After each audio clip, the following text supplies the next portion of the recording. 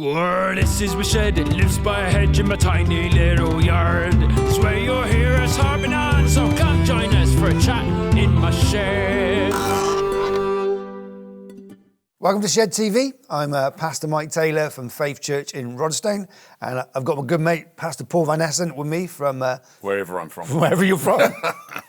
I've forgotten the name of your church. It's called Greater Life Church. Greater Life Church, that's it. So, Shed TV, this is something that I did in lockdown, and it's great to be doing it again, and just having my friends just come and have a chat about our faith, about what we believe God's saying to us as a church, where we think the church is going in Wales and the UK. So, Paul, do you just want to introduce yourself, seeing as I've so poorly done it? Yeah. Oh, well, I've been here. My accent, you can probably tell, anyway, it's Australian, but I've been here for 24 years. And I worked as a leader and a pastor in a very big church in Sydney for a number of years and then came here. And I'm really the spiritual shape of the nation, of the United Kingdom, England, Wales, and a lot of Western Europe as well, is really changed since I've been here. So I'm pastoring over there, leading a church in Staines called Greater Life Church. Yeah. And but love coming to Wales. So does Ali G come to your church? No, he doesn't. No. He tried to, but I wouldn't let him. Okay. No, we only have good-looking people. Oh, good-looking. We should have come in shell suits, shouldn't we? Really?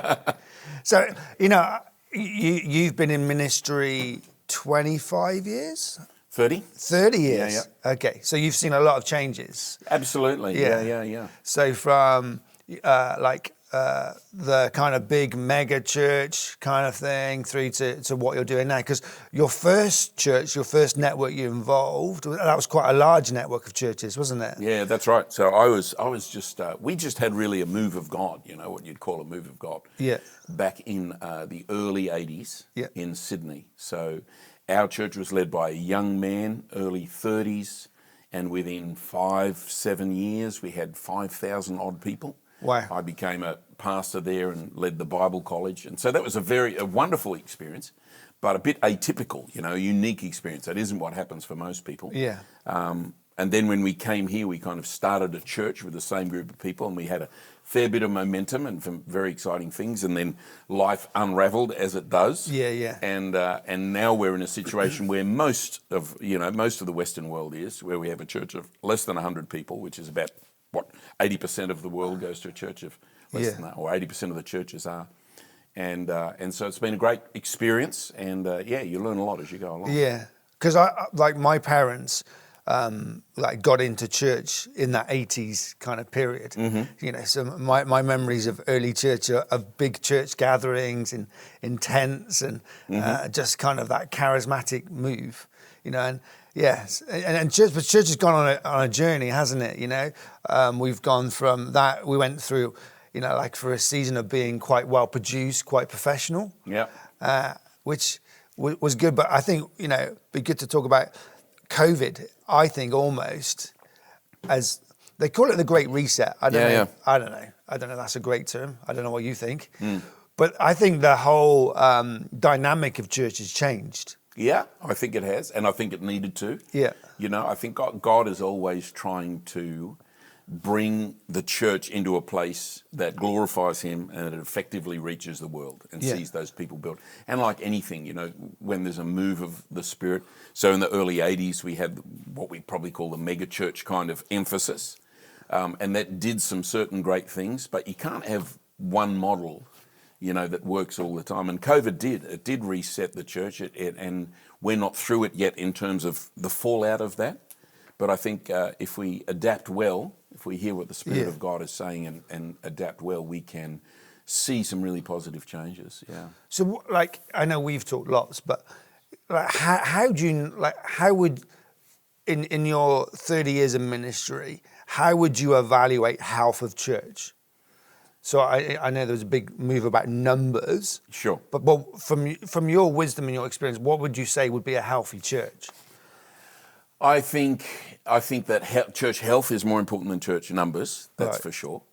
I think that the whole numbers thing, so to speak, and that sounds a little bit downgrading, which I don't really want to be, but I think the emphasis on how many people are in the building, how many people got saved, how much money came in, all that stuff, which is a big part of that world, you know, Yeah. which I've lived in for plenty of time. Like anything that can have an excess that's unhealthy. Yeah. And I think sometimes the fallout of that is that the name of the church starts to become bigger than the name of Jesus. I'm always a bit concerned about that.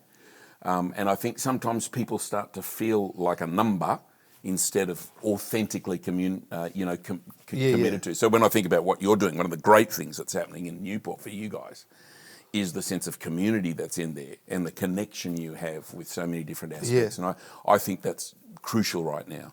Well, I read a book just before. Well, I don't read books because I'm not a great reader, but I listened to a book called "Not in God's Name" by the Rabbi of London, and he talks about the dynamic of us as humans, and research, sociology research has proven that if you get over like 250 people, there has to be some control of it, you know. And they go back through history and study it. And I look at the church, and I look.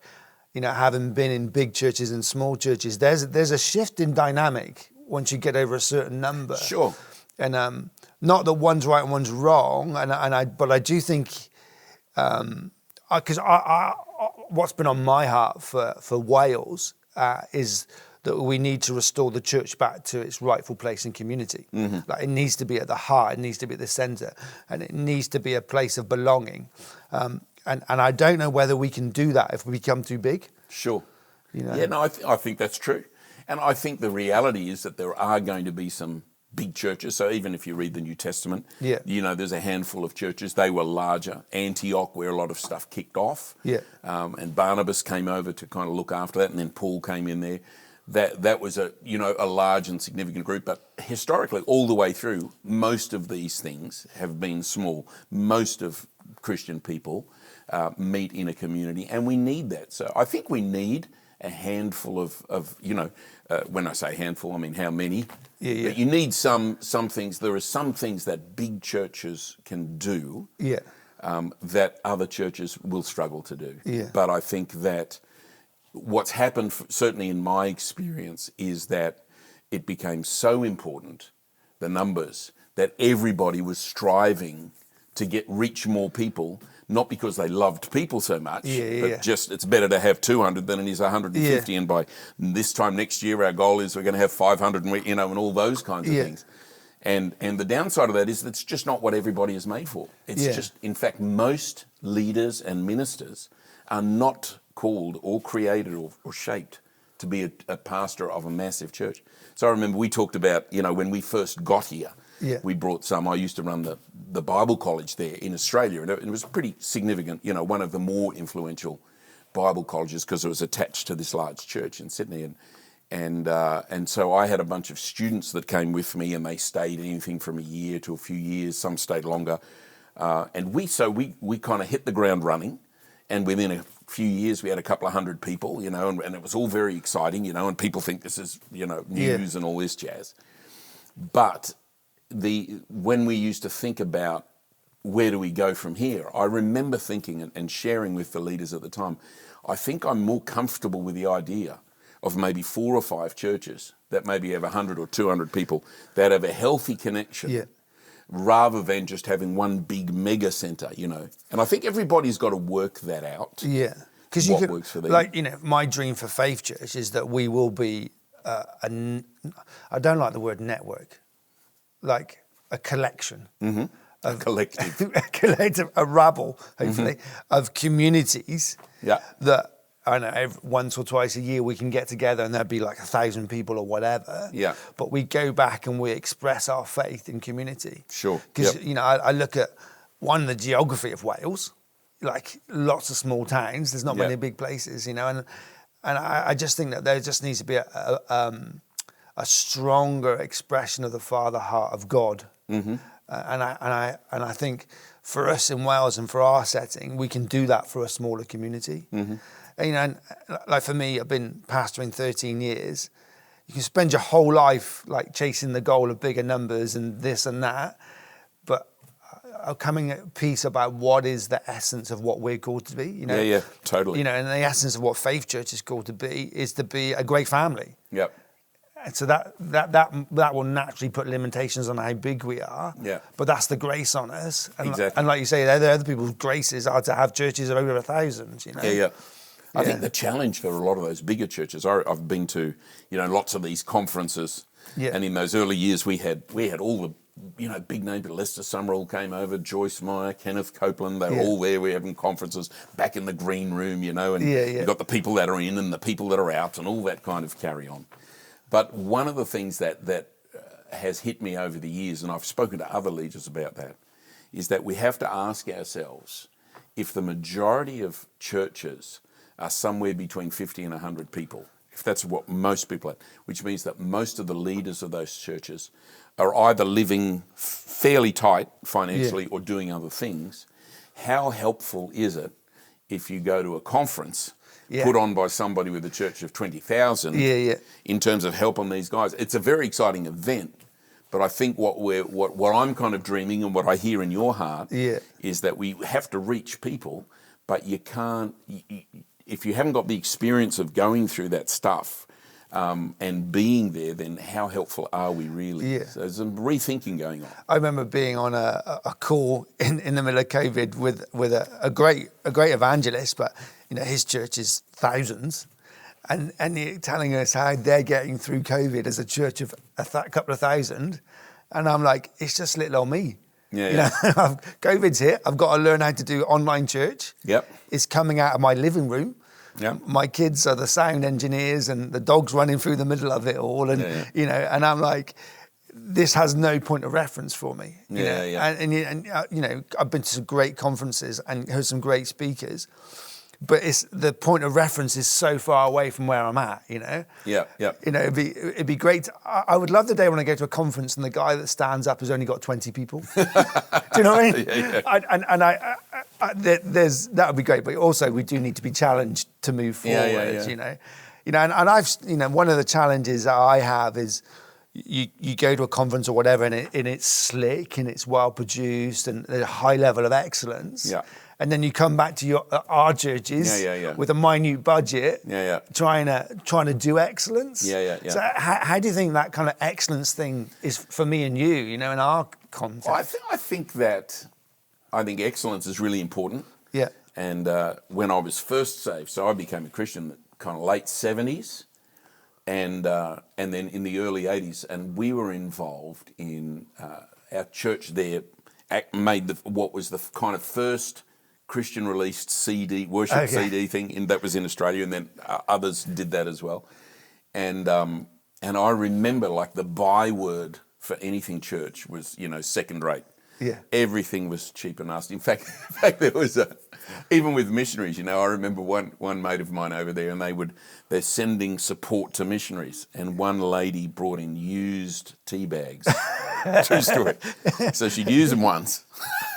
And then send them over. And so that whole idea of cheap, second rate, that was such a problem. Yeah. And God really did something phenomenal in regard to that. And so the excellence, and it is important, but you can't do what you can't do. Yeah. So, sometimes I wonder whether some of these larger churches, if they can learn to work with or embrace and champion smaller situations and lend what they have, as it were. That's one option, and then relationships, in that context becomes important.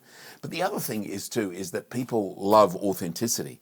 And they need community and they need love. If I had one thing maybe above everything else in my heart is that we've got to learn, Christians have to learn to walk really in love, in agape love.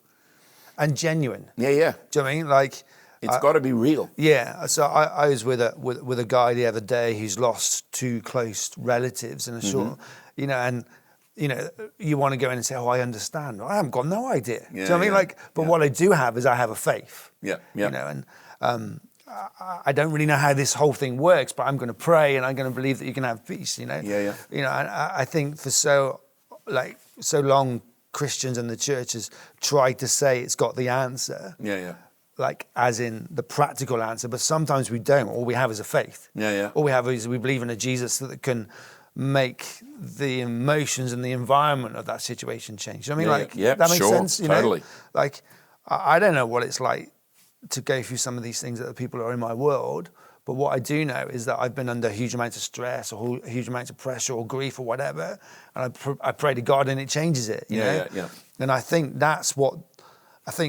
for me, that's what Wales needs. That's what this nation needs. It needs a group of Christians that say we don't understand, but what we do have is something that can change your emotions, your environment. Do you mean? Sure, yeah, absolutely. You know. And you've got to see when you're interfacing with the community, that's that big passion of yours. Yeah. You know, whether you're coaching rugby or whether you're down at the, what's that place called? Tiny next Rebel. Door? Yeah, Tiny Rebel next door down the road. We get free beers if we promote them. Or all that kind of stuff that you guys do. It's like the whole generation, because one of the things we've got to think about too is youth, younger people. And, you know, their excellence is like, because they grew up with that, it can look inauthentic. You know what I mean? I'm a big fan of excellence, but if people feel genuine love and the power of God in a place and a sense of community, they'll come, you know, whether it's excellent or not, in that sense. I think of my son, like he's 16 and a half. I think of the world that he's growing up in, where so many things are so fluid. Yeah.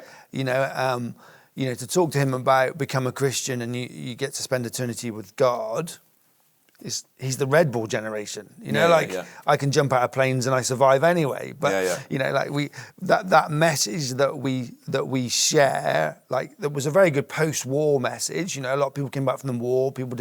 Lots of people died. They needed a gospel message that was, you know, believe in God and you can have eternal life. Yeah. This younger generation coming through doesn't mean an awful lot to them. We need to say Christianity is about living with a greater sense of community, a greater sense of belonging, and a crazy life. You know, me and my family have travelled around the world because of our faith. You know? Have. I mean, you know, we've been through some crazy stuff because of our faith. Because you know, we want to be different. We want to live on the edge. And I think that's the gospel message that needs to be coming through to a younger generation. That's a really good point. Because their world is so fluid, you know. And I think, and in the midst of that too, you've got just this need of love, you know. And I push that a lot, but it's so important. Like agape love, what Jesus demonstrated and talked about, is not what we normally think love is. Like I love you or I love pizza. It's a different deal. It's a selfless thing that works by the power of God, not by just trying to be a good Christian. And that generation, you're right, it's like all about action, it's all about all the solid things that many of the older generation grew up with, like mum and dad and the kids, that's just gone. It's gone, So but people need love and they need community, you're right. And so finding ways to reach them. I mean, you're doing a great job with that.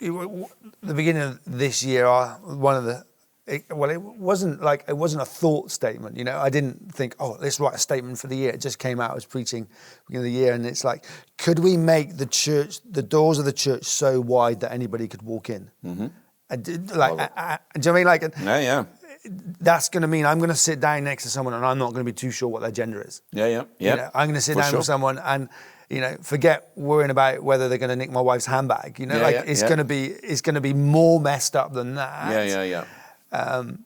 And I think if Jesus was here now and we looked at the people that were with him, probably even I would be offended by who was hanging out with him. You know, and it's a good thought, man. I just think, like, the church, we just need to claim that space back. You know, like we've tried to be the moral police for society and we failed at that one quite dramatically. I know. Do you know what I mean? That hasn't worked. And it's not even like the New Testament. You know, this idea of Christianizing. You know, return England. I'm not having a go at England. I love it here. I came here by choice, but it's England. It's also in other nations where this idea that we get back to the Christian ethics that we had decades ago. It's a really valuable way to live, but it isn't the Bible. The deal is, you know, like you said, like with Jesus, the guys that hung around him, it's like, you know, Mary comes up, there's a late sleeping with caught in the act of adultery. All the religious guys are ready to stone her. That's the normal church, you know. And if we don't stone, we just kind of look down our nose a little. You know, like, well, this, you know, you do realise your behaviour really wasn't. And that's just not in Jesus' heart for people. We've got. If we try and get people to live by Christian standards, Yeah. when they haven't encountered him and been born again, we're missing the whole point. Yeah. So I love it. Wide, the church door's so wide open. And I don't have to change. So I don't unite with you around my theology. Mm-hmm. I unite with you around my love for Christ. Yep. Oh, that's a big one. We wrestle our theology. Yeah. And I don't have to change my theology, and you don't have to change yours, as long as we've got a love for Christ. Yep. You know, and I lead my church with the security of I know what I believe. You know, my some of my stances on different things are changing as I grow and I mature. Sure. But those aren't threatened when people come to the church that don't believe in those things. You know what I mean? Like how they see the woman, but we unite around our love for Jesus. Yeah. And well, that touches on unity, doesn't it? Yes. Which is huge. I did I'm part of the Churches Together group where we are over there in Staines, and they do a annual kind of a walk of witness. Okay. You know, Yeah. funny thing, you know, but it's good. You know, so all the Christians are out, and I got to speak this year. So I had 7 minutes or something, and there's a few hundred people there in the middle of Staines. Ali G didn't show, but you know, I was hoping. I was ready. Yeah. I had the sunglasses. Oh, right. The whole deal, But and it was, you know, well received. All went well. And then one of the ministers, so the people are happy enough, but one of the ministers pulled me aside laterward, and because I made reference to healing, and Jesus, and that didn't fit in with his theology. Yeah. So he wants to have a sit down and a chat, which is fine. I don't mind having a talk about that. But I agree with you. If we allow our particular differences, to part us, then you end up with not just with small churches, but with no sense of connection. Yeah. And we need one another, man. Yes. So I appreciate that. That's and we're all balls of string. Yeah. And not every knot gets untied before we get to heaven. You know? God, that's deep. It is, isn't it? but Let me think through what you're saying there. We're all balls of string. I've not often thought of myself as a ball of string, but I'm working on it now. But we're working out our humanity. Absolutely. We're working out our faith within inside of a broken world. And we change too, don't we? Yes. Like you said, we think differently now about some things. Yes. And I think, not that we've mentioned this, but that I reckon it's very important to see, and it's going to be important in this move of God, where there's been a lot of focus on young people, and that's important. But there is something about being seasoned and proven over a period of time. You just, you know, if you're a mechanic on a car and you've done it for 30 years, you just know some things. Yeah. I had a friend who was a really good mechanic in Australia, and we bought this VW Golf. This is a long time ago in Australia, so 80s maybe, and just had it done, and then something sounded wrong, and so we took it. We got him in the driveway. And put it in reverse and tried to back. We went about 3 meters. He hears this sound. He said, "Oh, I know what that is. Brake pads are in backwards." Oh, right. Yeah, and they were. Yeah. Because that's what he does all the time. Yeah. And I think if we're not careful, we can disregard wisdom. The people that are kind of the over 50s. I remember that guy Bob Jones. You might remember. He's this prophetic voice, gone home to be with heaven now. Quite an unusual guy in America, but I remember him having a strong prophetic word about God using the over 50s. And I think that's going to be important. We just have to stay relevant. Yeah, you know? yes. I don't know if you're over 50. I'm just about there now. No, 3 years to go. 3 years to go. Yeah. But, you know, that's that working together of generations. Yeah. And that older, more mature, more seasoned guys that should know things about God and his ways better. Not being overbearing, championing younger people, but then younger people being able to say, I can learn some stuff here instead of having to, you know, think I know it all when I'm 25. Or whatever, you know, so. Yeah. Well, it's been great to talk. It's a lot of fun. Yeah, we should do this again. Absolutely. And, love it in the shed. Yeah, love it in the shed, yeah. Thank you for having me. We should do it bobbing on our surfboards. I should get you on a board soon. Yes, well, I grew up in Australia, but I've not really ever been a surfer. He's the surfer. Yeah. Oh, yeah. But yeah, it's great. Thanks for spending time in the shed and absolutely just my unpacking pleasure. Things. You know, really appreciate it. You know, if we've spoken about anything, you know, here in the last 25 minutes that's challenged you or you want to know more, you can comment in the bottom of the YouTube channel or get my details, because, you know, we wrestle with all of this stuff. We unpack it through conversation, and, you know, I'm more than happy, and I know you would be, Paul, more than happy to unpack this, but I'm excited. Yeah. You know, I'm excited for what I'm excited for the season we've been through, and I'm excited to see what God wants to do So true. In our churches and in our nations. Absolutely. And I like, it's cliche. Every pastor says, "Oh, we're going to have the next greatest move of God." Yeah. But I think we're due one. So Yeah. I think it's been too long. And I'm not frustrated, but I think there's something coming. I think this is our moment. I think there's a reshifting of what church looks like. I think some of us that have been in the backwaters for the last season are suddenly going to see God's influence and blessing coming in through our churches. So thanks for taking the time to watch. Thanks for joining us. Absolutely, my pleasure. Look forward to catching you with again soon on Shed TV. This is my shed, it lives by a hedge in my tiny little yard.